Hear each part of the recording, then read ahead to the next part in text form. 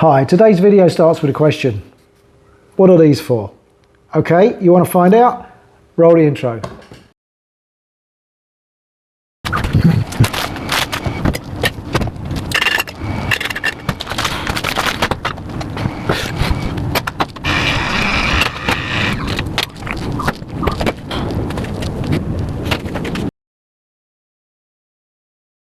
Hi, welcome back to the channel Coffee at Home. Finally, after a few days break. We've had the virus from hell as it happens, but anyway, voice back, all back to normal. So this video opened with a slight teaser. What are these and what are they for?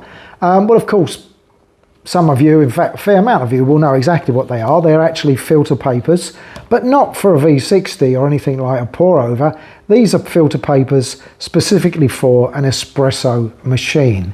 In this case, it's a Flair Pro 3. Why do people use them? It's not such a common technique, not with Flair at least. So the two basic functions are improves the water distribution through the puck, and by that very nature, improves the extraction of your coffee, and secondly improves the clarity of your cup and reduces any muddiness that you may get in the cup, which some people quite like, but can interfere with the flavour of your coffee. That's two primary reasons for using one. The questions that you're going to ask is, should you be using them? Where do you get them? How much do they cost? Should I even bother? Well, I've done that today for you. So really, there's your basket. They go in the base of the basket before the coffee. Now, there is a technique. You drop it into the basket and give it a quick spray of water. If you're doing RDT, you've already got a water sprayer, but the water will stop it falling out, keep it in position. So give it a quick spurt of water and proceed as normal and tamp it down and make your coffee. Some people use a second filter on the top of the coffee puck. They do a puck sandwich, effectively. In the case of the Flair, I'm not so sure that that's necessary. We always use a puck screen in any case, 99% of the time at least. With the Flair, if you didn't have this puck screen, as you poured the water in, it would already be mixing like a soup, really. And that's a technique for a whole different day. Some people sandwich, one either side. I don't bother. I've done the tests. I don't think it's necessary. Anyway, you put the filter in the base, you put your coffee in as usual, you tamp it down, you put your stainless steel screen on, and away you go. The next thing is, does it make a difference? Is it worth doing? Well, wait to the conclusion after the workflow for that. But my workflow is speeded up where you don't really need to see it again, slowed it down where it's important for you to focus. There is another aspect to this. Where do you get them? Yeah, you can get 58mm ones quite commonly, maybe even 53mm ones. But for a Flair Pro 3, what size do you want? Where do you get them? Well, you make them yourself. I can tell you now that the diameter that you would require is 38mm. That's 1.5 inches for you guys out there in the States. It's an unusual size and you are unlikely to easily find these filters. So how did I get around that? Well, I got this. Look, this cost about $3 or $4. You can get it on Etsy, eBay or whatever. It is a 1.5 inch, 1.5 inch punch, and just a little tip. Get yourself a piece of scrap A4 paper, sandwich the filter paper in between, and you're going to put it in there,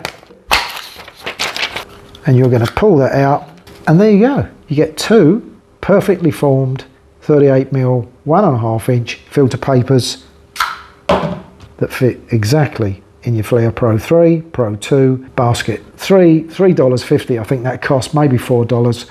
And you can have as many filters for your Flair as you want. So with that, let's get into the workflow, and we'll just regroup quickly at the end just to talk it through. Right, straight in with the workflow. Get yourself organised. Always pays to be organised. Get the beans ready, magic spoon, and there. This is 15.5 grams of beans, and this is a Lao bean, medium roast. Not one I use too often, but certainly a nice flavour.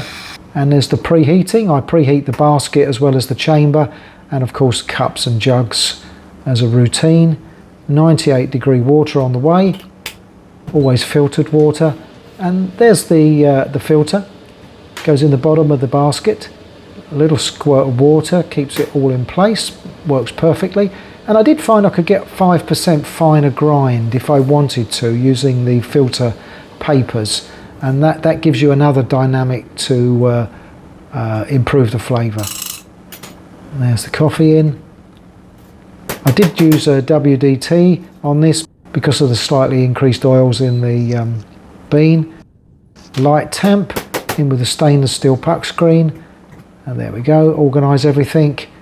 And this works about 20-second pre-infusion for me. 98-degree water straight in, and the pour itself was about 38 gram pour in about 42 seconds. This is not real time, this is a bit speeded up of course. And there, what did it taste like? Well, we'll see. But here we go, Americano, and this, I will tell you, the shot was perfect. Really well defined, certainly a clearer taste, crisper taste, and really enjoyed it, even in slow motion.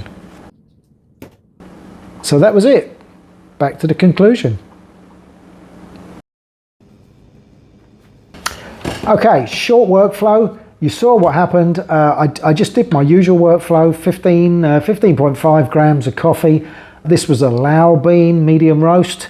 We had water at 98 degrees. We had a shot that went through 38 seconds, and it was a 38 gram shot.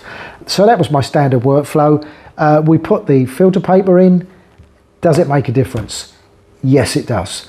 The filter paper almost certainly improves the clarity of your cup. Mine was an Americano, and in an espresso you won't see the clarity as such because it's much more concentrated, but certainly the clarity of the Americano definitely improved, and the taste just that little bit crisper, a little bit more defined, and most certainly helped the bean. So I would thoroughly recommend it. So if you can buy one of those for $3 or $4 and you've got a V60 and you can make these for almost no cost really, then yeah, I'd thoroughly recommend it. Go for it, make them, use them every time, and improve your coffee just that little bit. Everybody's bean is different, everybody's water temperature may be different, so your beans may vary, but at the end of the day, I genuinely believe that this improves the flavour of your coffee and improves your cup. So with that, enjoy your coffee at home. I'll see you in the next one, and please like and subscribe. The channel's getting some momentum now, so many thanks for that, and many thanks for the comments and messages. So bye for now, see you later.